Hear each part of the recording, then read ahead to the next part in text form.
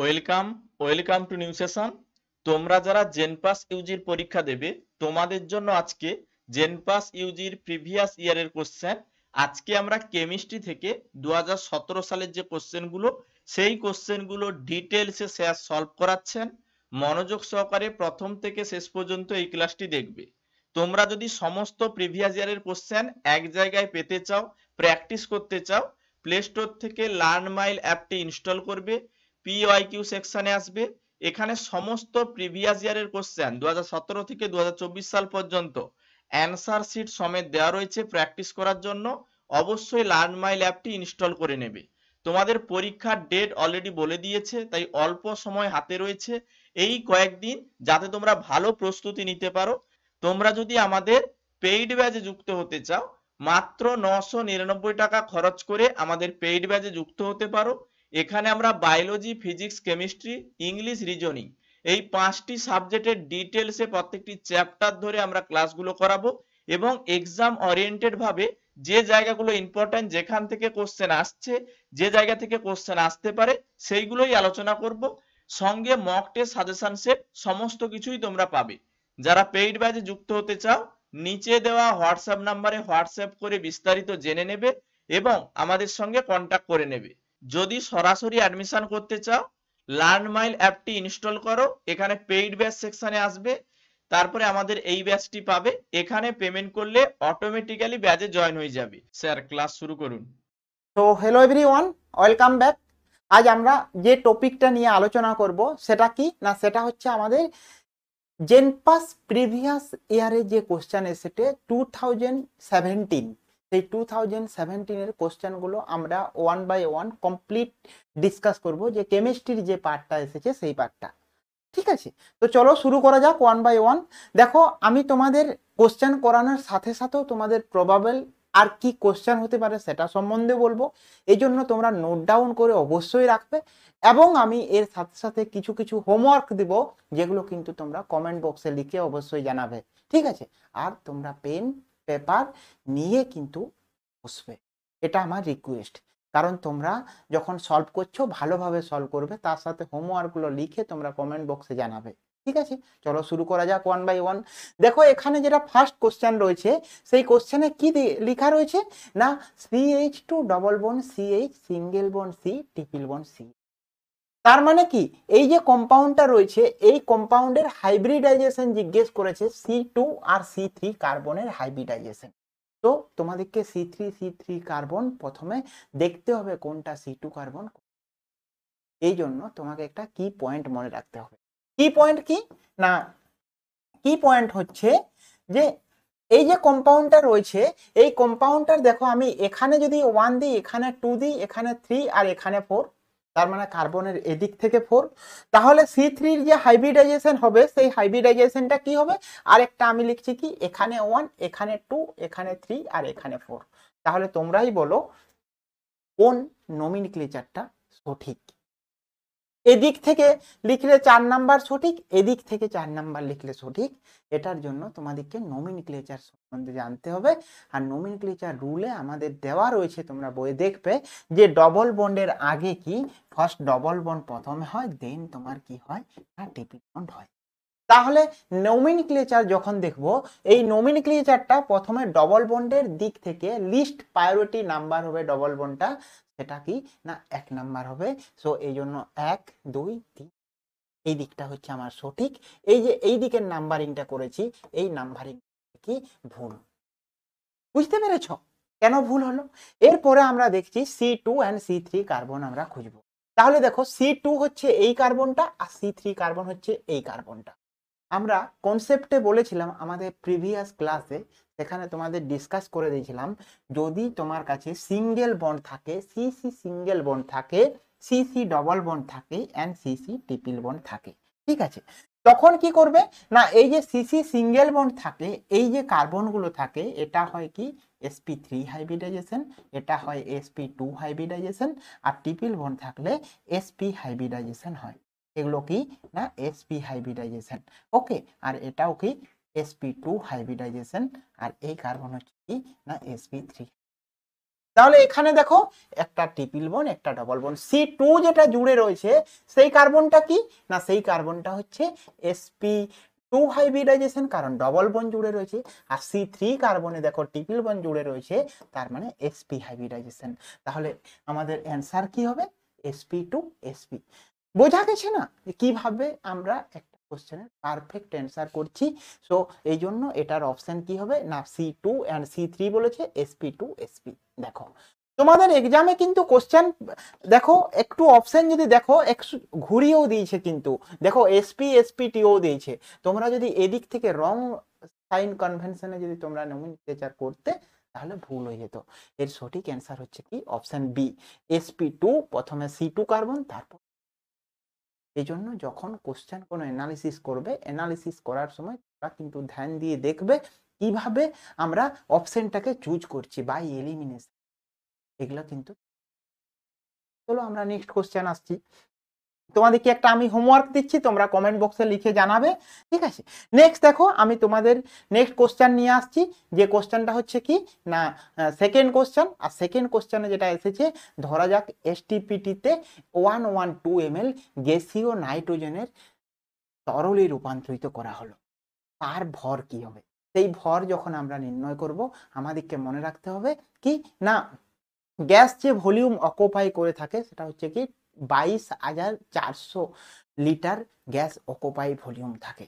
তো সেই রকম যদি আমরা দেখি এটা ক্যালকুলেশন আমরা যদি করি, তাহলে মাস ইকুয়ালস টু আমাদের একটা ফর্মুলা রয়েছে, সেখানে কি হয় না মাস ইকুয়ালস টু যতটা গ্যাসীয় অ্যামাউন্টকে তুমি তরলে রূপান্তরিত করবে, তার মানে 112 ml কে আমি রূপান্তরিত করছি কোন কম্পাউন্ডার করছি মানে নাইট্রোজেন যৌগের করছি, তাহলে একটা নাইট্রোজেনের জন্য মাস কত হয় না 7, আর দুটো একটা নাইট্রোজেনের জন্য 7, আর দুটো নাইট্রোজেন যখন কি হচ্ছে না এর দুটো নাইট্রোজেন মানে হচ্ছে 7 + 7 মানে হচ্ছে 14।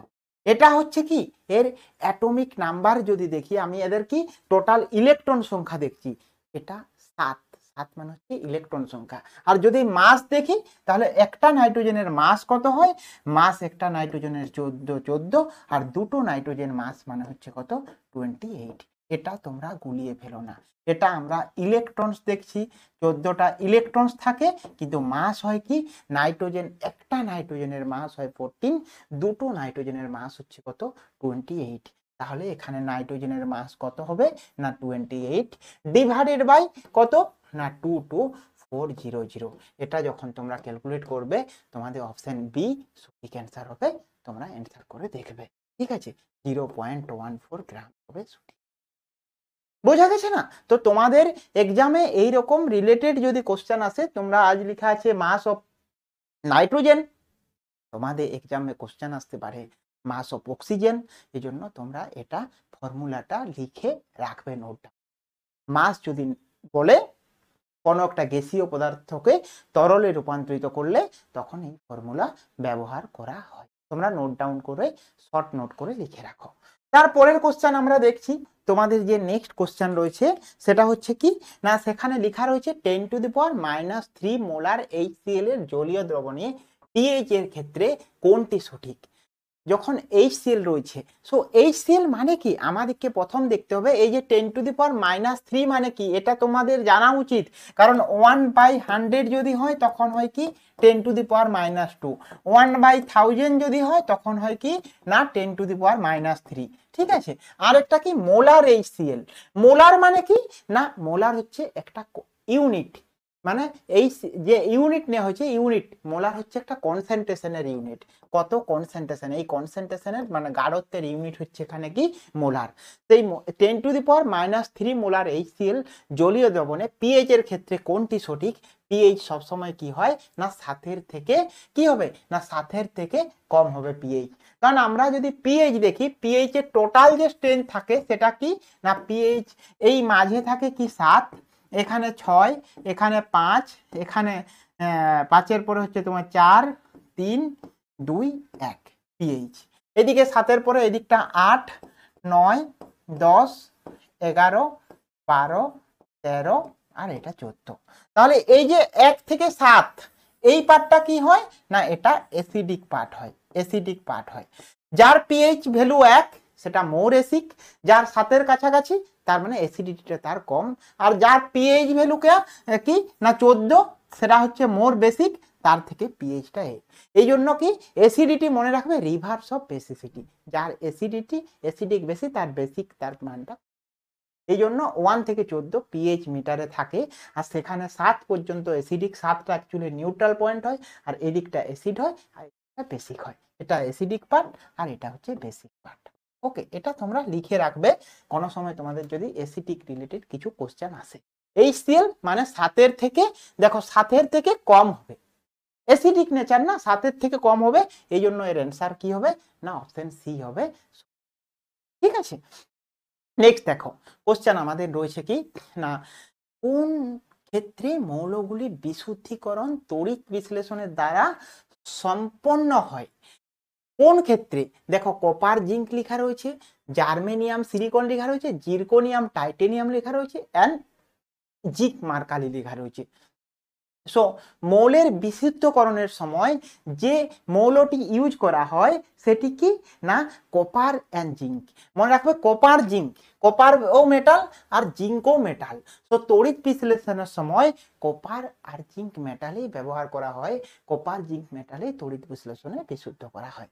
এটা তোমরা নোট ডাউন করে লিখে রাখো যে তড়িৎ বিশ্লেষণে কোন মৌল ব্যবহার করা হয়, কপার জিঙ্ক। ঠিক আছে, তারপরের কোশ্চেন দেখো আমাদের রয়েছে এ এবং বি দুটি গ্যাসের ব্যাপনের হার 4:1 হলে তাদের ঘনত্বের অনুপাত কত। দেখো এই কোশ্চেনটা দেখতে গেলে তোমাদের গ্যাসের সূত্র সম্বন্ধে জানতে হবে, গ্যাসের ব্যাপনের হারের সূত্র গ্রাহামের সূত্র, এটা নোট ডাউন করে রাখবে, গ্রাহামের সূত্র। গ্রাহামের সূত্রতে কি বলেছে না তোমাকে মনে রাখতে হবে ব্যাপনের যে হার রেট যেটা হয় সেই রেট আরটা কি হয় না আর ভেরিজেস 1/√d হয়, তার ডেনসিটির সাথে মানে তার ঘনত্বের সাথে কি ব্যস্তানুপাতিক সম্পর্ক, বর্গমূলের ব্যস্তানুপাতিক সম্পর্ক হয়। এইটা রেট কি হয় না √d হয়। এখানে দেখো এ বি দুটি গ্যাসের ব্যাপনের হার বলেছে 4:1, তার মানে কি করছি আমরা, দেখো এই আর স্কয়ার ইকুয়ালস টু কি হবে, আর স্কয়ার যদি করি তখন কি হয়ে যাবে না ভেরিজেস 1/d হচ্ছে না হয়নি, হয়েছে না। এইবারে কি ডি মানে ডেনসিটি, ঘনত্বের হার বলেছে, তার মানে আমি যদি ডি করি তাহলে ডি ভেরিজেস কি হয়ে যাবে 1/r²। বুঝতে পেরেছো না পারোনি তোমরা, দেখো আমি কিছু করিনি, 8টা স্কয়ার করে দিয়েছি, স্কয়ার করলে কি হয় না রুটটা উঠে যায়, তাহলে রুটটা যখন উঠে যাচ্ছে তখন আর স্কয়ার ইকুয়ালস টু কি হচ্ছে না 1/d হয়েছে, ডি ইকুয়ালস টু কি হবে না 1/r² হয়েছে। এই যে ডি ভেরিজেস 1/r হয়েছে এটা মানে কি না d1 ইকুয়ালস টু কি হবে তখন ভেরিজেস 1/r1 এর স্কয়ার হবে, আর d2 ইকুয়ালস টু কি হবে ভেরিজেস 1/r2 তার স্কয়ার হবে। বোঝা গেছে না, তাহলে যদি আমি d1/d2 করি তখন কি হবে না r2 square divided by r1 square হবে না হবে না। দেখো ব্যাপনের হার কত দেওয়া আছে না 4/1, তাহলে এই ব্যাপনের হারটা আমি কি না 4/1 বসিয়ে দিচ্ছি, 4/1, 4 এর স্কয়ার আর 1 এর স্কয়ার, তার মানে কত হবে 16/1, তার মানে 16/1। এটা কি আছে r2 r1 আছে, যদি r1 = r2 করি তখন কি হবে না 1 = 16 হবে। দেখো এটা 1 = 16, এটা তোমাদের সঠিক অ্যান্সার। বোঝা গেছে কিভাবে হলো, এইভাবে সিম্পল ওয়েতে। তাহলে আমাদেরকে সিম্পল ভাবে মনে রাখতে হবে কি যে এই আমাকে কি দিয়েছে ব্যাপনের হার আর আমাকে দিয়েছে, সেই আর দেওয়ার জন্য আর এর ভ্যালু এখানে বসালাম, আর আর এর ভ্যালু যখন বসিয়ে দিলাম তখন r1 = r2 ইকুয়ালস টু কি না 1 * 16 হয়ে গেল। ঠিক আছে না, এরপর দেখো এটা যদি তুমি ট্রিক হিসাবে মনে রাখো কিভাবে হবে না, ট্রিক হিসাবে যদি মনে রাখতে চাও এই যে 4:1 আছে, 4:1 যদি তোমাদেরকে এরকম কিছু কোশ্চেন পুছে 4টা হচ্ছে এর আর এটা হচ্ছে বি এর, 1টা হচ্ছে বি এর, তাহলে তাদের ঘনত্বের কি হয় না এর ডবল হয়ে যাবে, ঘনত্বটা এর ডবল হয়ে যাবে, ঘনত্বের অনুপাত কি হয়ে যাবে 1 এর স্কয়ার = 4 এর স্কয়ার। তার মানে 1:16। এটা তোমার ট্রিক। যদি এইভাবে থাকে তোমরা ট্রিক হিসাবে লিখে রাখো যে গ্যাসের যদি আমার রেটটা দেওয়া থাকে তার ঘনত্বটা উল্টো হয়ে যাবে। উল্টো মানে হচ্ছে কি না 4:1 লেখা আছে 1:4 এর স্কয়ার হয়ে যাবে। 1 এর স্কয়ার প্লাস 4 এর স্কয়ার মানে হচ্ছে 1:16। এটা হচ্ছে অ্যান্সার। এটা ট্রিক, বাট অ্যাকচুয়াল ফর্মুলা হচ্ছে এটা। ঠিক আছে, চলো নেক্সট আমরা দেখছি। নেক্সট কোশ্চেন আমাদের আসছে 6 নাম্বার কোশ্চেন। তো 6 নাম্বার কোশ্চেন আছে ফেনলের সাথে কোন যৌগের বিক্রিয়ায় ব্যাকেলাইট প্রস্তুত হয়। ফেনলের সাথে যে বিক্রিয়া করে ব্যাকেলাইট প্রস্তুতি হয় সেটা কিভাবে হয় তোমাদেরকে জানতে হবে।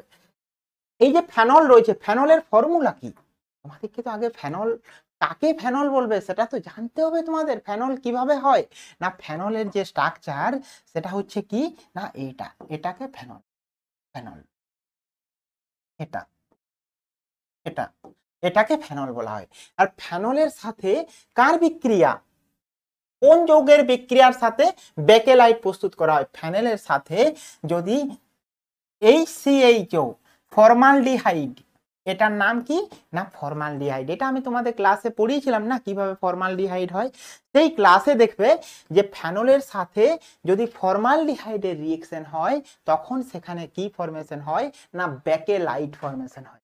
ঠিক আছে, আর ব্যাকেলাইট কিভাবে হয় না এই ফেনলের যে অর্থ আর প্যারা পজিশন, মেটা প্যারা পজিশনে গিয়ে যুক্ত হয়ে তারা ব্যাকেলাইট ফর্মেশন করে। তোমরা স্ট্রাকচার দেখবে, ব্যাকেলাইট স্ট্রাকচার গুগলে গিয়ে সার্চ করবে, সেখানে দেখবে তার কনজুগেটেড স্ট্রাকচার তোমাকে দিয়ে দিবে কিভাবে ব্যাকেলাইট ফর্মেশন। কারণ এই যে CH2 আছে, এই অর্থ পজিশনে প্রথমে CH2 হবে, তারপরে সেটা আস্তে এ করে ব্যাকেলাইট ফর্মেশন হবে। ঠিক আছে, তো দেখো এখানে যদি দেখো তোমার এখানে এইভাবে ফেনল আসে, এরকম ভাবে ফেনল থাকে, এখানে ফেনল OH এখান থেকে যুক্ত হয়, এখানে আর একটা অ্যানাদার মলিকুল অফ ফেনল যুক্ত হবে, দিয়ে এইভাবে আস্তে আস্তে ব্যাকেলাইট ফর্মেশন, একে ব্যাকেলাইটের স্ট্রাকচার বলা হয়। এদিকে একটা এর প্যারা পজিশনে ফেনল আসে, দিয়ে ব্যাকেলাইট ফর্মেশন। তোমরা দেখবে ওটা কিভাবে স্ট্রাকচার হয়। ঠিক আছে, নেক্সট কোশ্চেন দেখো আমি দেখছি আমাদের যে কি রয়েছে না 7 নাম্বার। দেখো কপার সালফেট 5 ওয়াটার অণুতে উপস্থিত বন্ধন কি কি রয়েছে কপার সালফেট। দেখো এই যে কপার সালফেট এবং 5 ওয়াটার মানে কপার সালফেট পেন্টাহাইড্রেট, এই রকমও কিন্তু তোমাদের এক্সামে বলে দিতে পারে কি না কপার সালফেট পেন্টাহাইড্রেটে কি উপস্থিত বন্ধন রয়েছে সেটা তোমাদের লিখো। তখন তোমরা কি করবে না এই কপার সালফেট পেন্টাহাইড্রেট এটার আর একটা নাম কপার সালফেট পেন্টাহাইড্রেট। পেন্টাহাইড্রেট মানে কি না 5টা ওয়াটার অণুকে হাইড্রেট বলা হয়। তোমাদের এক্সামে যদি একটু ঘুরিয়ে কোশ্চেন করে তো এরকম কোশ্চেন কিন্তু তোমাদের করতে পারে। তো এটার অ্যান্সার কি হবে না কপার সালফেট 5 ওয়াটার যে রয়েছে সেটা কিভাবে স্ট্রাকচার হয় না সেটা স্ট্রাকচার যদি আমরা দেখি সেটা এইভাবে হয়। এই যে কপার, এই কপার কি থাকে মাঝে থাকে, এদিকে তোমার একটা ওয়াটার মলিকুলের H2 এইরকম ভাবে এখানেও OH2 থাকে, এখানেও OH2 থাকে, এখানেও OH2 মানে H2O মানে ওয়াটার, এই ওয়াটার থাকলো এখানে এইভাবে, এটা ওয়াটার। এই ওয়াটারের সাথে আবার কি আছে না বাইরে SO4 রয়েছে, SO4 এখানে 2- আছে, আর তার সঙ্গে আরেকটা মলিকুল ওয়াটার এখানে যুক্ত থাকে। তো কপার সালফেট পেন্টাহাইড্রেটের যদি আমরা স্ট্রাকচার দেখি ঠিক এইভাবে হয়। সেই যে এখানে যে এই H2O মলিকুল আছে, এরপরে এদের মধ্যে কি এইভাবে কপার সালফেটের স্ট্রাকচার এইভাবে। ঠিক আছে, তো এখানে কি বলেছে শুধুমাত্র সমযোজী বন্ধন, সমযোজী একমুখী সমযোজী বন্ধন, সমযোজী একমুখী সমযোজী আয়নীয় বন্ধন এবং হাইড্রোজেন বন্ধন। তো এটা যদি আমরা দেখি তাহলে এই যে ওয়াটারের সাথে যে বন্ধন করে এই বন্ধনটা কি হয় একমুখী সমযোজী বন্ধন, একমুখী সমযোজী বন্ধন। ঠিক আছে, আর ওয়াটার অণুর যে বন্ধন থাকে মানে ও আর এখানে H আর এখানে H, এটা হচ্ছে ওয়াটার। তাহলে এই যে এই বন্ধনটা, এই যে ওয়াটার মলিকুলটা H2O লিখেছি, এইখানে এই যে এই বন্ধনটা কি না সমযোজী বন্ধন। তাহলে একমুখী বন্ধন হলো, সমযোজী বন্ধন হলো। এরপরে আয়নীয় বন্ধন, কারণ এখানে 2- এখানে 2+, তার মানে এটা একটা আয়নীয় বন্ধন তৈরি করেছে। আর তারপরে রয়েছে হাইড্রোজেন বন্ধন। হ্যাঁ, এখানে কপারের সাথে এই হাইড্রোজেনের সাথে অক্সিজেন একটা বন্ধন এখানে হাইড্রোজেন বন্ধনও তৈরি করে। তাহলে আমাদের এর সঠিক অ্যান্সার কি হবে না এর সঠিক অ্যান্সার যদি আমরা দেখি এর অ্যান্সার অপশন কি হবে না সি হবে, অপশন সি হচ্ছে এর সঠিক অ্যান্সার। বোঝা গেছে কিভাবে সমযোজী বন্ধন, কিভাবে আয়নীয় বন্ধন এন্ড কিভাবে হাইড্রোজেন বন্ধন তৈরি হয় কপার সালফেট পেন্টাহাইড্রেটের মধ্যে। ঠিক আছে, তারপরের কোশ্চেন দেখো, একটি প্রথম ক্রম বিক্রিয়া 50% সম্পূর্ণ হতে সময় লাগে 1.26 ইন্টু 10⁻14 সেকেন্ড। একটা প্রথম ক্রম বিক্রিয়া আছে যার সময় লাগে কি না 1.26 ইন্টু 10⁻14 সেকেন্ড। বিক্রিয়াটিতে 100% সম্পূর্ণ হতে কত সময় লাগবে? First order reaction, first order রিঅ্যাকশনে কি হয় না ফার্স্ট অর্ডার রিঅ্যাকশন সব সময়ের জন্য মনে রাখবে ফার্স্ট অর্ডার রিঅ্যাকশন 50% যদি সম্পূর্ণ হয় কত না 1.26 ইন্টু 10⁻14 টাইমে এত সেকেন্ডে, তাহলে 100% সম্পূর্ণ হতে কত সময় লাগবে? এটাই তো কোশ্চেন বলেছে। তোমাদের মনে কি বলছে, কি কোশ্চেন হবে ফর ফার্স্ট অর্ডার? এটা নোট করে রাখবে যে ফার্স্ট অর্ডারের জন্য, ফার্স্ট অর্ডারের জন্য। তো ফার্স্ট অর্ডার রিঅ্যাকশনে যদি এটা হয় 100%, তাহলে তোমরা অবশ্যই বলবে 50% হতে যদি 1.26 লাগে 100% করতে এর ডবল লাগবে, তার মানে 1.26 ইন্টু 10⁻28, তার মানে তোমরা এর ডবল করে দেবে, দিয়ে অ্যান্সার করে দেবে। কিন্তু এক্সামে যদি তোমরা দেখো এটা কিন্তু কি না ফার্স্ট অর্ডার রিঅ্যাকশন সব সময়ের জন্য মনে রাখবে 100% সম্পূর্ণ হতে অসীম সময়ের প্রয়োজন হয়, ইনফিনিটি টাইম। ফার্স্ট অর্ডারের যে করা হয় অসীম সময় মানে ইনফিনিটি সময় লাগে ফার্স্ট অর্ডার রিঅ্যাকশনে 100% কমপ্লিট হতে। এটা তোমরা মনে রাখবে, নোট ডাউন করে রাখবে। এটা এই টাইপ কোশ্চেন মানে হচ্ছে গুগলি কোশ্চেন। তোমাকে গুগলি কোশ্চেন ছুড়ে দিয়েছে তোমার কাছে, সেই কোশ্চেনের অ্যান্সার করো। এটা এক প্রকার গুগলি টাইপ কোশ্চেন, যে ভ্যালু দিয়ে দিয়েছে মানেই ভ্যালু ক্যালকুলেট করবে করবে, কিন্তু অ্যাকচুয়ালি এরকম নয়, এগুলো গুগলি টাইপ। আর এই কোশ্চেনগুলো এক্সামে অনেক সময় কম সময় করতে পারবে বলে তোমাকে জিজ্ঞেস করা হয়। ঠিক আছে, চলো নেক্সট কোশ্চেন আমরা দেখছি কি না নিচের বিক্রিয়ার মধ্যে কোনগুলি ডিসপ্রপোর্শন রিঅ্যাকশন। ডিসপ্রপোর্শনেশন রিঅ্যাকশন মানে কি সেটা তোমাকে আগে জানতে হবে, যে ডিসপ্রপোর্শনেশন রিঅ্যাকশন কি সেটা যদি তুমি না জানো তাহলে কিন্তু তুমি করতে পারবে না।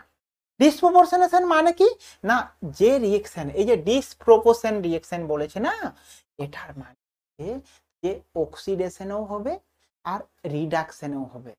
অক্সিডেশন মানে জারণ আর রিডাকশন মানে বিজারণ। জারণ বিজারণ যদি একসাথে হয় কোনো একটা রিঅ্যাকশনের মধ্যে তাকে আমরা বলবো বোঝা গেছে না? তাহলে এখানে আমাদের যে অপশন রয়েছে দেখো কি না কপার প্লাস কপার 2+ থেকে কপার, মানে কি হচ্ছে কপার প্লাস থেকে কপার হচ্ছে, কপার 2+ থেকেও কপার হচ্ছে। তাহলে কি হচ্ছে মনে রাখবে, দেখো এখানে আমি তোমাদের একটা বলছি অক্সিডেশন মানে হচ্ছে জারণ কাকে বলে। জারণ, জারণ বলতে কি না জারণ oxidation plus any equals to কি হয় না বিজারণ। বিজারণ, বিজারণ। তাহলে যদি তুমি দেখো কি জারণ হচ্ছে কি Na plus, Na plus plus একটা যদি ইলেকট্রন নাও, একটা ইলেকট্রন দিয়ে Na হয়, Na হয়, তাহলে এটা কি একটা যে Na প্লাস থেকে Na হচ্ছে, তার মানে কি এটা জারণ Na প্লাস কি Na plus plus electron equals to কি না Na। এটা একটা কি Na প্লাস জারিত হয়ে কি সোডিয়াম ফরমেশন হয়। সেইভাবে যদি আমরা দেখি এটার যদি অ্যান্সার দেখি তাহলে কপার প্লাস রয়েছে, কপার প্লাস থেকে কপার 2+ হচ্ছে একবার, মানে কি কপার প্লাস প্লাস যদি আমি ইলেকট্রন নিই তখন হবে কি না কপার 2+। বোঝা গেছে? আর একবার কি হচ্ছে না কপার প্লাস থেকে কি হচ্ছে কপার প্লাস থেকে হ্যাঁ কপার প্লাস থেকে যদি একটা মাইনাস ইলেকট্রন, মানে এটা যদি আমি করি, এক মিনিট দাঁড়াও আমি তোমাদের আরো ভালোভাবে করছি, কপার প্লাস মাইনাস ইলেকট্রন যদি করা হয় তখন কি হবে না কপার 2+ একটা ইলেকট্রন, বা অর তুমি কি লিখতে পারো এটা না কপার 2+, হ্যাঁ কপার প্লাস থেকে কি হবে না কপার 2+ একটা প্লাস ইলেকট্রন, দুটোই কিন্তু লেখা সঠিক। দেখো তোমরা বুঝতে পারছো কপার প্লাস সে একটা ইলেকট্রন বেরিয়ে যাচ্ছে, তার মানে কপার 2+ হচ্ছে। অথবা কপার প্লাসে কি হচ্ছে, কপার 2+এর সাথে একটা ইলেকট্রন যোগ হচ্ছে, তার মানে কি হচ্ছে, কপার প্লাস হচ্ছে। দুটোই কিন্তু সঠিক লেখা হয়েছে। ঠিক সেইভাবে দেখো এখানে কি রয়েছে, কপার প্লাস থেকে কপার, এরপরে কি হচ্ছে, কপার প্লাস থেকে কপার হয়েছে, মানে কি হবে, কপার প্লাস একটা ইলেকট্রন নিচ্ছে, তারপরে কপার হচ্ছে। তাহলে একটা অক্সিডেশন হচ্ছে আর একটা রিডাকশন হচ্ছে, কারণ একটাই কি হচ্ছে, ইলেকট্রন যোগ হচ্ছে, আর একটা ইলেকট্রন কি হচ্ছে, বেরিয়ে যাচ্ছে। তাহলে এই অক্সিডেশন প্রসেস, একটা রিডাকশন, এই জন্য এই অপশনটা কি হবে না সঠিক। সেইভাবে তোমরা ক্যালকুলেট করে দেখবে, MnO4 2- থেকে MnO2 হচ্ছে, আর একবার কি হচ্ছে না MnO4 থেকে MnO4 মাইনাস হচ্ছে। সেইভাবে কি হচ্ছে যে এটা যদি দেখো, এই যে -2 লেখা আছে, তার থেকে মাইনাস, তার মানে কি, একটা ইলেকট্রন কি হচ্ছে, আরো আরো এখান থেকে একটা ইলেকট্রন কি হয়েছে না এডিশন হয়েছে। যদি এখানে একটা ইলেকট্রন এডিশন করো, এই MnO4 থেকে একটা ইলেকট্রন যদি নাও, তখন এখানে মাইনাস হবে, কারণ একটা ইলেকট্রন নিয়ে হয়েছে। আর এখান থেকে কি হচ্ছে, MnO2, তার মানে কি হচ্ছে যে MnO2 রয়েছে না, MnO4 থেকে MnO2, তার মানে এখানে ইলেকট্রন। তোমাদের কোশ্চেন আছে যে KMnO4 এ ম্যাঙ্গানিজের ভ্যালেন্সি কত, তোমাদের কোশ্চেন আসতে পারে এক্সামে। KMnO4 এ Mn এর যোজ্যতা কত, যোজ্যতা কত না, ম্যাঙ্গানিজের যোজ্যতা কিভাবে হয় না, ম্যাঙ্গানিজের যোজ্যতা এখানে পটাশিয়াম প্লাস হিসাবে থাকে, অক্সিজেন -4 মানে -2 × 4 থাকে, তাহলে ম্যাঙ্গানিজের যোজ্যতা কত হবে না 7। এই জন্য ম্যাঙ্গানিজের যোজ্যতা হয় 7। এটা তোমাদের কোশ্চেন আসে অনেক সময়, ম্যাঙ্গানিজের যোজ্যতা কত। সো এখানে যদি আমরা দেখি যে ফার্স্ট আর সেকেন্ড অপশন যেটা রয়েছে, সেই অপশনে কি রয়েছে না MnO4 2- থেকে MnO4 মাইনাস হচ্ছে। তার মানে যদি আমরা এটাকে দেখি, তাহলে আমাদের অ্যান্সার কি হবে এখানে না, এই কোশ্চেনটার অ্যান্সার দেখার সময় আমাদেরকে কি দেখতে হবে না, যে অপশন রয়েছে ফার্স্ট আর সেকেন্ড অপশন কি সঠিক, কারণ এটাও ডিসপ্রপোর্শনাল রিঅ্যাকশন হচ্ছে, কপার প্লাস থেকে অক্সিডেশন হচ্ছে, কপার প্লাস থেকে কপার 2+ হচ্ছে, Mn2 4 মাইনাস থেকে একবার MnO4 মাইনাস হচ্ছে, আর একবার MnO2 হচ্ছে। মানে একটা কম্পাউন্ড থেকে কি হচ্ছে, একবার অক্সিডেশন আর একবার রিডাকশন, মানে একবার জারিত হচ্ছে, একবার বিজারিত হচ্ছে। ঠিক আছে, সেইভাবে MnO4 থেকে MnO4 মানে এটা তো হবেই না, আবার Mn2- থেকে Mn2+ এদিকে রয়েছে, মানে এটা হবে না। তার মানে তোমাদের সঠিক অ্যান্সার কি হবে, অপশন বি হচ্ছে তোমাদের সঠিক অ্যান্সার। বোঝা গেছে? যদি না বুঝতে পারো কমেন্ট বক্সে লিখো কোশ্চেন নাম্বার, এই কোশ্চেন নাম্বারটা আমি বুঝতে পারলাম না। ঠিক আছে, চলো আমি নেক্সট আসছি। নেক্সট কোশ্চেন দেখ, নেক্সট কোশ্চেন কি রয়েছে, নিচের ক্ষারকগুলি কোনটি ডিএনএ তে অনুপস্থিত, মানে ডিএনএ তে কোনটা অনুপস্থিত রয়েছে। এটার জন্য আমার একটা ট্রিক আমি মানে নিজে ভেবে রেখেছিলাম, ট্রিকটা আমি তোমাদের পরে বলবো। এটার সঠিক অ্যান্সার কি, ডিএনএ তে যেটা থাকে না ইউরাসিল ডিএনএ তে যদি তুমি দেখো যে adenine, thymine, cytosine and uracil, এখানে কি না ডিএনএ তে কে থাকে না, না ডিএনএ তে ইউরাসিল থাকে না। ডিএনএ তে কে অনুপস্থিত থাকে না, ইউরাসিল থাকে না। এটা তোমরা মনে রাখবে যে ডিএনএ যখন থাকে তখন সেখানে কি না ইউরাসিল থাকে না। তাই আমরা দেখেছি না যে RNA and DNA okay, DNA মানে হচ্ছে কি না ডিএনএ তে অনুপস্থিত কে থাকে, এখানে ইউরাসিল থাকে না, ইউরাসিল থাকে না। তোমাদের এখানে যদি সেই একটা আমি বলছি সিম্পল ভাবে তোমরা মনে রাখার চেষ্টা করবে যদি ভালো লাগে, যে হ্যাঁ ডিএনএ আরএনএ সময় আমি একটা ট্রিক বানিয়েছিলাম, যে রুনা দিদি দাঁতন থেকে আসছে, দাঁতন হচ্ছে আমাদের যে ওয়েস্ট বেঙ্গল আর উড়িষ্যার যে বর্ডার থাকে না, সেই বর্ডারটা হচ্ছে দাঁতন, সেই জায়গাটা দাঁতন স্টেশন। তো দাঁতন থেকে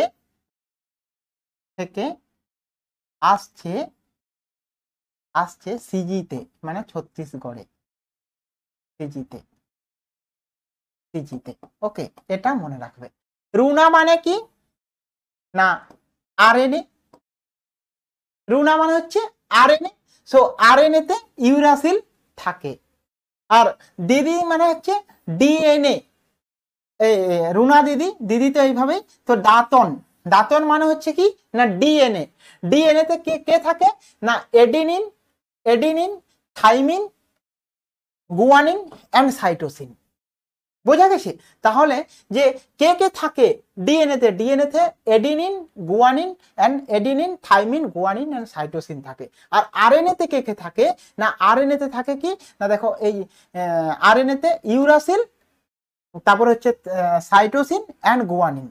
তাহলে তোমরা যদি মনে রাখো এইভাবে মনে রাখতে পারো যে ডিএনএ আর আরএনএ তে কে থাকে আর কে থাকে না। বোঝা গেছে না? কারণ আরএনএ তে কে, ডিএনএ তে ইউরাসিল থাকে না। সো ডিএনএ তে দেখো ইউ কি আছে, দাঁতনের জায়গায় কি ইউটি আছে, দাঁতনের জায়গায় কি ইউ আছে, তো এই জন্য এখানে থাকে না। এই দাঁতন মানে হচ্ছে ইউ থাকছে না, আর আরএনএ মানে হচ্ছে রুনা, এখানে কি ইউ থাকছে, ইউ থাকছে, আরএনএ তে ইউ থাকছে। এই জন্য আমি বলেছি যে রুনা। আর সিজি মানে মনে রাখতে কি না সাইটোসিন এন্ড গুয়ানিন। তাহলে এই দুটো পার্ট একবারই তোমরা মনে রাখতে পারবে যে কে থাকে আর কে থাকে না। কারণ দেখো দাঁতন মানে ডিএনএ, ডিএনএ তে থাকছে কি থাইমিন থাকছে, তারপরে তারপরে কি রয়েছে সাইটোসিন, গুয়ানিন এন্ড। ওকে, চলো আমরা আমাদের নেক্সট কোশ্চেনে যাচ্ছি। নেক্সট কোশ্চেন কি না এই যে কোশ্চেনটা রয়েছে এটা আইসোটোপিক রিলেটেড কোশ্চেন। এটা আমি তোমাদের চ্যাপ্টারে দেখাবো যে প্রথমে কি রয়েছে পটাশিয়াম। আর পটাশিয়ামে কি রয়েছে না পটাশিয়ামে দেখো 19 রয়েছে আর 41 রয়েছে পটাশিয়াম, এন্ড 18 আর 40 রয়েছে আর্গন। আমরা যখন এর কোনো ইলেকট্রন বার করতে যাব তার মানে কি মাস, মাস ইকুয়ালস টু কি হয় না ভর সংখ্যা, ভর সংখ্যা ইকুয়ালস টু কি হয় না ভর সংখ্যা, ভর সংখ্যা, ভর সংখ্যা ইকুয়ালস টু কি হয় না proton plus neutron, proton, proton plus neutron, neutron হয়। ওকে, এখানে দেখো এই যে দেখো 19 আর 41 রয়েছে। 19, 41 যদি প্রোটন সংখ্যা দেখি 19 থেকে 41, তার মানে হচ্ছে এই যে উপরের সংখ্যা আছে 41, এই 41টা কি না এখানে এই 41 কে বলা হয় ভর সংখ্যা, ভর সংখ্যা। আর এই 40টাকে বলা হয় কি না ভর সংখ্যা, ভর সংখ্যা। আর এখানে যে 19 রয়েছে 19 হচ্ছে ইলেকট্রন সংখ্যা আর প্রোটন ইলেকট্রন সংখ্যা।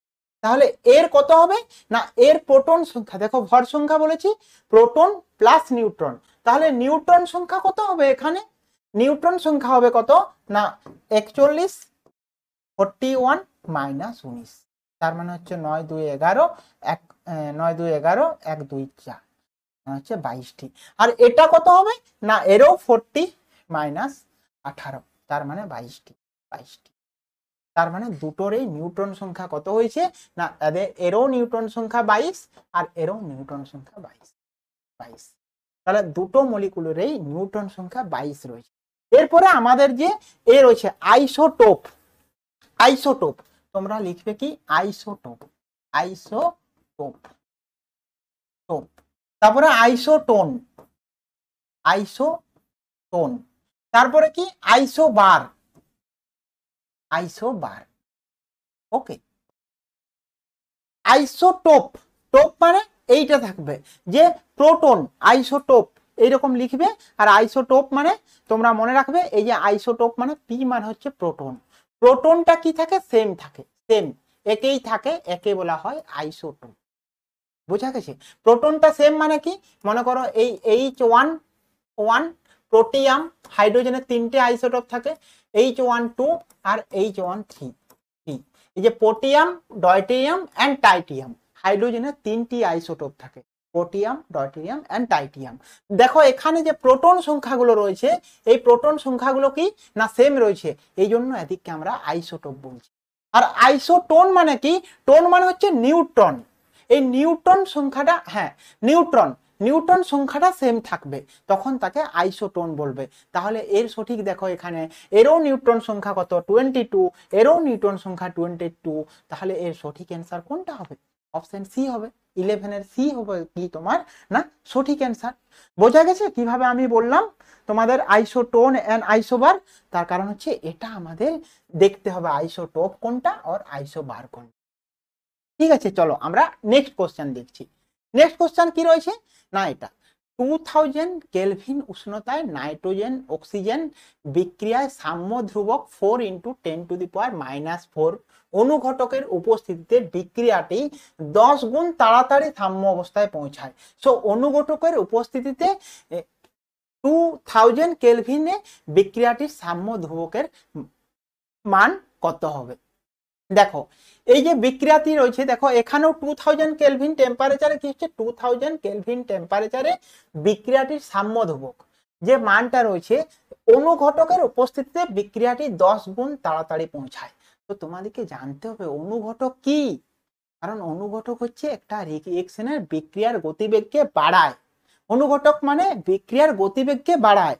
কখন বাড়ে অনুঘটক? যখন তোমার বাইরে থেকে কোনো এনার্জি দিচ্ছে তখনই তার কি না বিক্রিয়ার গতিবেগটা বেড়ে যাচ্ছে, সেরকম এটা বাড়িয়েছে।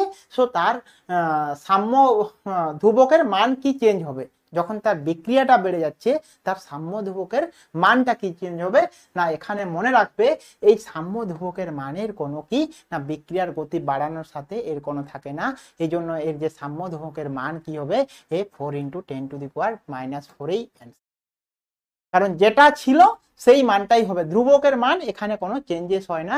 তুমি টেম্পারেচার কি অনুঘটক দাও, অনুঘটক দিলে তার রিঅ্যাকশনটা গতিবেগ হচ্ছে, কিন্তু কেসির যে সাম্য ধ্রুবক তার কোনো পরিবর্তন হয় না। বোঝা গেছে কোশ্চেন নাম্বার 12। দেন দেখো আমাদের নেক্সট কোশ্চেন রয়েছে, যেটা হচ্ছে কি না এটা সোলভে পদ্ধতিতে কোনটি প্রস্তুত করা হয়। সোলভে পদ্ধতিতে কোনটি প্রস্তুত করা হয়, সোডিয়াম ধাতু, কাপড় কাঁচা soda and KClIO3 and ammonia. দেখো সোলভে পদ্ধতিতে সব থেকে এটা মনে রাখবে, সোলভে পদ্ধতি একটা খুব ইম্পর্টেন্ট পার্ট। আর ওই ইম্পর্টেন্ট পার্ট কি না, সোলভে পদ্ধতিকে বলা হয় কি না সোডিয়াম সোডা লাইম প্রসেস। আর সোলভে প্রসেসের মাধ্যমে কি না যে সোডিয়াম কার্বনেট, এই যে দেখো সোলভে পদ্ধতিতে কোনটি প্রস্তুত করা হয়, যেটা কি সোডিয়াম কার্বনেট, তার মানে হচ্ছে কি না কাপড় কাচার যে সোডা সেটা কি না সোলভে পদ্ধতিতে প্রস্তুত করা হয়। সোলভে পদ্ধতিতে মনে রাখবে কাপড় কাচার সোডা প্রস্তুত করা হয়। ঠিক আছে, চলো তোমাদের যে নেক্সট কোশ্চেন রয়েছে সেই কোশ্চেনটা আমরা দেখছি। এখানে দেখো যে সাবান প্রস্তুতিতে গ্লিসারলে যোগ করা হয়, এটি কি জন্য যোগ করা হয়? সাবান প্রস্তুতির সময় গ্লিসারল যে যোগ করা হয়, সেই গ্লিসারল যোগ করা হয় কারণ কি, কারণ যে সাবানের যে দ্রুত শুকিয়ে যাওয়ায় রোধ করে সেই ব্যবহারকালীন করার সময় এই জন্য সাবান প্রস্তুতিতে কি না গ্লিসারল ব্যবহার করা হয়। এগুলো সিম্পল ছোট ছোট কোশ্চেন, এগুলো তোমরা নোট ডাউন করে রাখবে। এগুলো তোমাদের রিপিট যদি কোশ্চেন আসে যাতে তোমরা করতে পারো। সাবান পদ্ধতিতে গ্লিসারল প্রস্তুত করা হচ্ছে, তার মানে দ্রুত শুকিয়ে যাওয়া রোধ করে, তাই ব্যবহারকালীনের জন্য এই জন্য এটা ব্যবহার করা হয়। নেক্সট কোশ্চেন দেখো, Fe2+ এন্ড Fe3+ এর মধ্যে পার্থক্য নিরূপণ করা হয় এই কোন বিকারকের সাহায্যে। না Fe2+ আর Fe3+ যে পার্থক্য হয় সেটা হচ্ছে কি না অ্যামোনিয়াম সায়ানাইড NH4SCN কি করে না এর Fe2+ এন্ড Fe3+ এর পার্থক্য দেখায়। কিভাবে Fe2+ এন্ড Fe3+ হয় তোমাদের মনে রাখতে হবে যে Fe3+ এর সঙ্গে যদি NH4SCN এর রিঅ্যাকশন হয়, Fe2+ এর সাথে আর Fe3+ এর সাথে রিঅ্যাকশন হয়, তখন তাদের ডিফারেন্ট দুটো কালার দেখা যায়, NH4SCN আর একটা হচ্ছে কি এখানেও NH4SCN। একটা কি হয়ে যায়, এই SCN কে যে বলা হয় কি না এমবিডেন্টেড লিগ্যান্ড। মানে এই যে SCN রয়েছে না, কোন সময় এই নাইট্রোজেনটা এজ এ নিউক্লিওফাইল হিসেবে কাজ করে, কোন সময় সালফারটা এজ এ নিউক্লিওফাইল হিসেবে কাজ করে, ওই জন্য কে এমবিডেন্টেড লিগ্যান্ড বলা হয়। তোমরা মনে রাখবে এমবিডেন্টেড রিএজেন্ট। এমবিডেন্টেড মানে কি না দুটো পার্টেই তার রিএজেন্টটা কাজ করে, এই জন্য কে এমবিডেন্টেড রিএজেন্ট বলা হয়। তোমরা নোট ডাউন করে রাখবে, অনেক সময় ছোট কোশ্চেন জিজ্ঞেস করতে পারে। ঠিক আছে, সো Fe2+ এর সাথে অ্যামোনিয়াম সায়ানাইড, Fe3+ এর সাথে যদি অ্যামোনিয়াম HCN রিঅ্যাকশন করানো হয় তখন কি প্রোডাক্ট হবে আমাদের না ফার্স্ট প্রোডাক্ট হচ্ছে FeCNS3। যখন Fe3+ এর সাথে হয় তখন হবে কি FeCNS3 হয় হোল 3, আর একটা Fe2+ এর সাথে যখন হয় FeSCN হোল 2।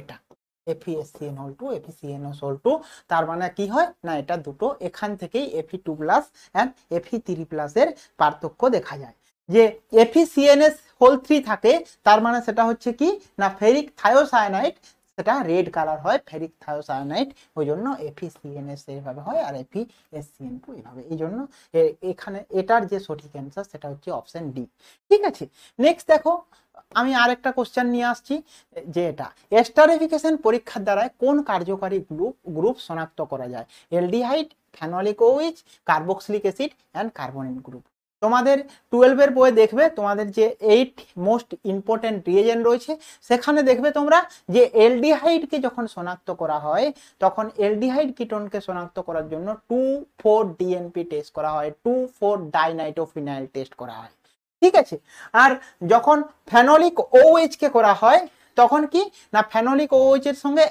এজাডাই বলে একটা টেস্ট করা হয় ফেনলিক OH এর আর যে কার্বনিল গ্রুপ থাকে সেই কার্বনিল গ্রুপ অর অ্যালডিহাইড গ্রুপের জন্য ফেলিংস রিএজেন্ট আর টোলেন্স রিএজেন্ট ইউজ করা হয় ফেলিংস রিএজেন্ট টোলেন্স রিএজেন্টে যদি সাড়া দেয় তখন তাকে তুমি অ্যালডিহাইড বলবে না হলে সেখানে কিটোন বলবে ঠিক আছে সেরকম ভাবে ফেলিংস টোলেন্স রিএজেন্টও দেখা হয় আর আমাদের যে এস্টারিফিকেশন সে হয় এস্টারিফিকেশনে অ্যাসিডের টেস্ট করা হয় এস্টারিফিকেশন টেস্টের সময় যখন টেস্টটা ডান হয় তখন কি হয় না তখন সুইট স্মেল আসে তার মানে কি এটা একটা এস্টারিফিকেশন প্রসেস যেখানে অ্যাসিড প্রেজেন্ট ছিল গ্রুপের মধ্যে এটা ল্যাবরেটরিতে সিনথেসিস করে এটা করা হয় ঠিক আছে নেক্সট কোশ্চেন দেখো কি একটি উভমুখী রাসায়নিক বিক্রিয়ায় সম্মুখ বিক্রিয়া তাপদায়ী হলে নিচের কোন বিবৃতিটি সঠিক সম্মুখ বিক্রিয়া তাপদায়ী মিন্স সম্মুখ বিক্রিয়ার তুলনায় বিপরীত বিক্রিয়া সক্রিয়করণের শক্তি বেশি হয় সম্মুখ বিপরীত উভয় বিক্রিয়ায় সক্রিয়করণ শক্তি হয় বিপরীত বিক্রিয়ায় সক্রিয়করণ শক্তি কম এন্ড বিক্রিয়া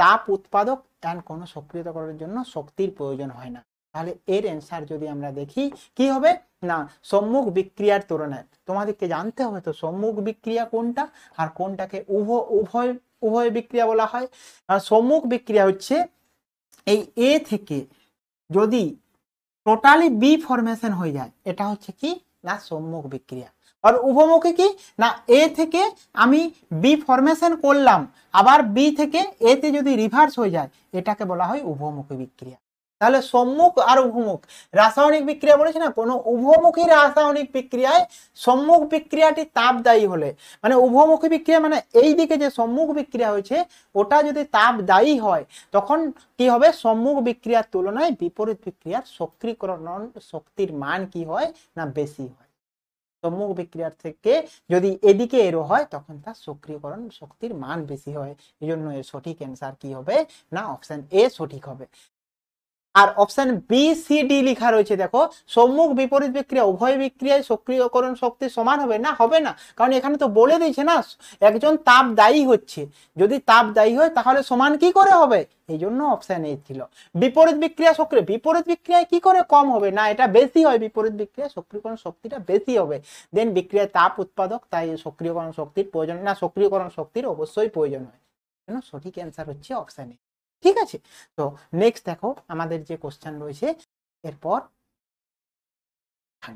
যে কোন KCl এর জলীয় দ্রবণের আপেক্ষিক পরিবাহিতা সব থেকে কম আপেক্ষিক পরিবাহিতা সব থেকে কম কার হয় না KCl এর মান যখন কি না 0.001 মোলার হয় এই কনসেন্ট্রেশনটা যখন অনেক কম হয় বিলো 10⁻³ লেভেলের হয় তখন তার আপেক্ষিক পরিবাহিতাটা কম হয় এই জন্য এর সঠিক অ্যান্সার কি হবে না অপশন ডি আমি তোমাদের দেখাচ্ছিলাম না যে HCl এর মোলারিটি 10⁻³ মোলার ঠিক সেইভাবে এটাকেও যদি দেখো এটাও কি না 1 × 10⁻³ মোলার যদি হয় তখনই তার আপেক্ষিক পরিবাহিতাটা কি হয়ে যায় না কম হয় তারপরের কোশ্চেন দেখো কি রয়েছে না A+2B থেকে কি না বিক্রিয়াটিতে 5 মোল A এবং 8 মোল B বিক্রিয়াতে প্রস্তুত করবে দেখো এখানে কি রয়েছে A+B থেকে কি না C হয়েছে A নিয়েছি প্লাস 2B নিয়েছি এখানে আমি কি ফরমেশন করব না C ফরমেশন করব 5 মোল A নিয়েছি তাহলে A কত নিয়েছি না 5 মোল নিয়েছি এর পরিমাণটা আমি একটু বেশি নিয়েছি B কত নিয়েছি না 8 মোল নিয়েছি B এর পরিমাণ কত নিয়েছি না B 8 মোল নিয়েছি 8 মোল নিয়েছি তাহলে এখানে C কতটা ফরমেশন হবে C কতটা ফরমেশন হবে বোঝা যাচ্ছে যে সি কিভাবে ফরমেশন করবে। কারণ দেখো এ আমি 5 মোল নিয়েছি, তখন বি আমার এ যদি 1 মোল নিই, বি কতটা আমার লাগে? 2 মোল লাগে। তাহলে 2 মোল যদি আমি বি আমার কাছে থাকে, তখনই আমি কিন্তু সি প্রোডাক্ট পাবো। তাহলে 2 মোলে 2 বি এর জন্য আমি একটা সি প্রোডাক্ট পাচ্ছি। ঠিক আছে, ঠিক এটা কিন্তু কনস্ট্যান্ট থাকবে। এখন এটা আমি কনস্ট্যান্ট থাকছি। আর এর জন্য কতগুলো এ লাগে? একটা এ লাগে। তাহলে আমি কি বললাম যে 2 মোল বি এর জন্য, বি থেকে সি প্রোডাক্টের জন্য এ কতগুলি লাগে? এ একটি লাগে, এ একটি প্রয়োজন হয়, প্রয়োজন হয়, প্রয়োজন হয়। বোঝা গেছে?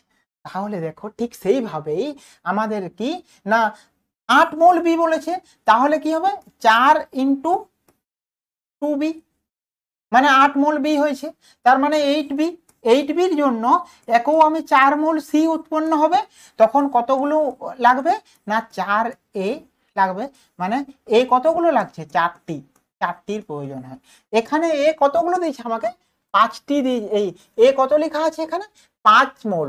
এ লেখা আছে 5 মোল, মানে 5টি এ আমাকে সাপ্লাই করেছিল। তার মধ্যে আমার 4টি এ হচ্ছে, একটি এ আনরিয়েক্টেড অবস্থায় পড়ে থাকে। তাহলে এভাবে যদি দেখি আমাদের অপশনে দেখো শুধু কত পরিমাণ সি উৎপন্ন হবে। তাহলে আমার বি যদি সাফিসিয়েন্ট দেখি যে 4 দিয়ে করেছি, তার মানে বি কত হবে? না 4 মোল উৎপন্ন, 4 মোল। বোঝা গেছে কিভাবে হয়েছে? এইভাবে হয় 4 মোল। কারণ 2বির জন্য 2বি কে কনসিডার করবে 1, তার মানে 4টার জন্য 4টা সি ফরমেশন হবে। সেইভাবে যদি দেখি 4 মোল প্রয়োজন হয় বি এর। ঠিক আছে, নেক্সট কোশ্চেন দেখো। নেক্সট কোশ্চেন কি রয়েছে? না এখানে দেখো, এখানে রয়েছে নিম্নলিখিত জলীয় দ্রবণগুলির মধ্যে কোন দ্রবণের পিএইচ সর্বাধিক। তাহলে কোন দ্রবণের পিএইচ সর্বাধিক এটা তোমরা কিভাবে বলবে? এই জন্য পিএইচ এর মান তোমাদের মনে রাখতে হবে। যে কেসিএল রয়েছে, কেসিএল এর যে পিএইচ ভ্যালু হয় সেটা কি হয়? না কেসিএল এর পিএইচ ভ্যালু হয় 7, 7 মানে নিউট্রাল থাকে। K2CO3 পিএইচ ভ্যালু হচ্ছে 11.6 থাকে। অ্যামোনিয়াম ক্লোরাইড মানে 4 to 5, এটা 6 to 7 থাকে। আর তোমার এই অ্যামোনিয়াম কার্বনেট মানে 4 to 6 থাকে। এইরকম তোমাদের অ্যামোনিয়াম কার্বনেট তার ভ্যালু থাকে, পিএইচ ভ্যালু। ঠিক আছে, সো 4 to 6 থাকে। এইভাবে যদি দেখি 4 to 6 or 7 পর্যন্ত থাকে। এখন আমরা যদি দেখি যে এই জলীয় দ্রবণের মধ্যে সর্বাধিক পিএইচ কার? না সর্বাধিক পিএইচ হচ্ছে K2CO3 সর্বাধিক পিএইচ। এই জন্য সঠিক অ্যান্সার কি হবে? না অপশন বি। এখানে তোমরা কিন্তু আরেকটা পার্ট মনে রাখবে যে এখানে আমরা এটাকে বলি পিএইচ মিটার। এটা পিএইচ 1 মানে মোর অ্যাসিডিক, এটা 12 মানে বেসিক। এই মাঝে কি থাকে? না নিউট্রাল থাকে। পিএইচ 1 2 3 4 5 6 7 এরকম 8 9 10 11 12 13 14। ঠিক আছে, এই যে এই পার্টটা হচ্ছে কি না বেসিক পার্ট, বেসিক। আর এই দিকটা কি বলা হয়? Acidic part. তাহলে পিএইচ যদি 7 থেকে কম থাকে যদি কোনো জায়গায়, তখন সেটা বলবে অ্যাসিডিক। আর পিএইচ 7 থেকে বেশি যদি থাকে তখন সেটা বেসিক। তার মানে K2CO3 কি হবে? না বেসিক হবে। বোঝা গেছে না K2CO3 কেন বেসিক বললাম? চলো আমরা নেক্সট কোশ্চেন যাচ্ছি। নেক্সট কোশ্চেন কি রয়েছে এখানে? প্রদত্ত বিক্রিয়াটিতে ওয়াই যৌগটিকে শনাক্ত করো। ওয়াই যৌগটিকে যদি আমরা শনাক্ত করি, এটার যে কোশ্চেনটার অ্যান্সার হবে সেই অ্যান্সারটা তোমাদের জানতে হবে। দেখো এইরকম যদি কোশ্চেন থাকে তোমরা মনে রাখবে যে অ্যানিলিনের সাথে NaNO2HCl এর বিক্রিয়ায়, অ্যানিলিনের সাথে NaNO2HCl এটাকে বলা হয় অ্যানিলিন। আর অ্যানিলিনের সাথে NaNO2 বিক্রিয়ায় 0 to 5 degree centigrade. 0 to 5 degree কেন বলছি? কারণ 273 কেলভিন মানে হচ্ছে 0 ডিগ্রি সেন্টিগ্রেড, আর 278 মানে হচ্ছে 5 ডিগ্রি সেন্টিগ্রেড। তাহলে 0 to 5 ডিগ্রি সেন্টিগ্রেড মানে হচ্ছে টেম্পারেচার, মানে হচ্ছে লো টেম্পারেচার। সেই লো টেম্পারেচারে NaNO2 দিয়ে এই N2+Cl ফরমেশন করে, একে বলা হয় বেনজিন ডাইজোনিয়াম সল্ট বা BDS। একে বলা হয় ডাইজোনিয়াম সল্ট, ডায়াজোনিয়াম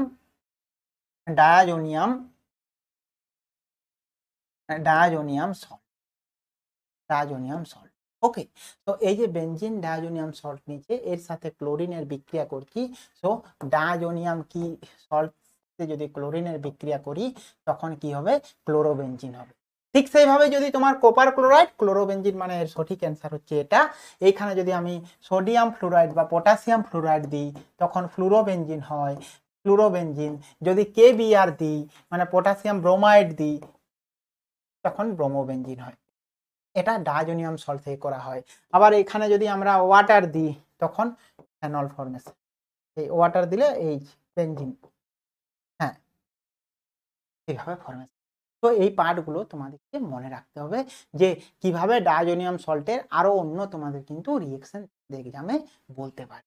ঠিক আছে, নেক্সট দেখো আমাদের যে কোশ্চেন রয়েছে সেটা, কোন যৌগগুলির মধ্যে পশম FeCl3 দ্রবণের সাথে বিক্রিয়া করে বেগুনি রঙের বর্ণ উৎপন্ন করে। তাহলে বেগুনি রঙের বর্ণ যদি উৎপন্ন করে সেটা কোন কোন যৌগগুলি পশমিত FeCl3, benzoic acid, acidic acid, benzoic acid phenol, acidic acid ও ফেনল এন্ড ফেনল স্যালিসাইলিক। তো ফেনল স্যালিসাইলিক অ্যাসিড এটা হচ্ছে কি না তোমাদের সঠিক answer, phenol salicylic acid. Then দেখো তোমাদের আরেকটা কোশ্চেন রয়েছে যেটা হচ্ছে কি না প্রোপিনের সাথে HBr এর রিঅ্যাকশন বিক্রিয়ায় যে নীতি মেনে চলে সেটা কোন নীতি, না সেটাকে বলা হয় কি না প্রোপিনের সাথে HBr রিঅ্যাকশন। প্রোপিনের স্ট্রাকচার কি তোমাদের মনে রাখতে হবে, কি প্রোপিন, প্রোপিন বলেছে তার মানে CH3 CH double bond CH2, এটা বলা হয় প্রোপিন। আর এই প্রোপিনের সাথে যদি দ্রুত বিক্রিয়া হয় HBr এর, এখানে HBr রিঅ্যাকশন করছি HBr, তাহলে এখানে দুটো পার্ট থাকে, একটা হচ্ছে মার্কনিকভ রুল আর একটা হচ্ছে অ্যান্টি মার্কনিকভ রুল বা পারক্সাইড ইফেক্ট। মার্কনিকভ রুল হচ্ছে যে নেগেটিভ পার্ট থাকে, সেই নেগেটিভ পার্টটা মোর নাম্বার অফ হাইড্রোজেনে এডিশন হয়।